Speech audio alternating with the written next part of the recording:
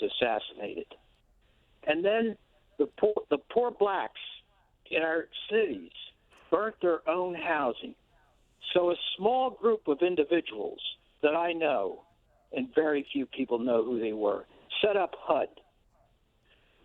And this small group went around the country. They went to Chicago, Baltimore, Jacksonville, Florida, Newark, New Jersey. They bought the worst sections of land, and they financed and developed these multifamily high-rise projects and housed these poor blacks and made millions and today billions of dollars.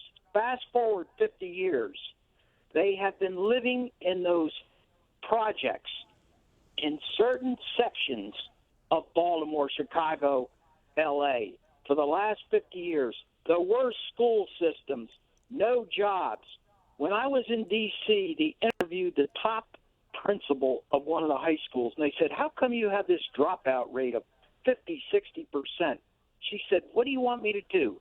Call these young black boys into the auditorium and tell them, look, you got to stay in school and get a high school diploma so you can go out and be manager of McDonald's and make $30,000 a year. You know what they said? What are you, crazy? We can go out and sell drugs and make $300 or $400 a day. So the situation, no one today. I went through Republican, Democrat, at HUD for 33 years.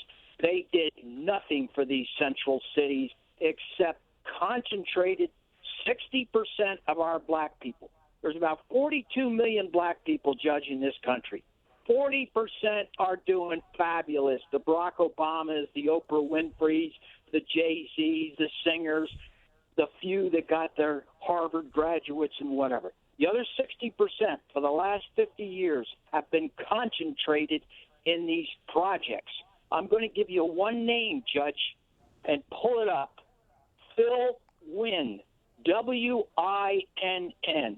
Steve Wynn owns all the casinos. This is Phil Wynn. In the 70s, he got indicted and convicted of $59 billion in fraud. And, of course, you know who pardoned him. Slick Willie pardoned him because he helped pay for his legal fees. Phil Wynn at one time controlled 500,000 units of Section 8 housing. Not 50, I said 500,000. So this small group today are still in control of these projects where we concentrated these poor blacks. And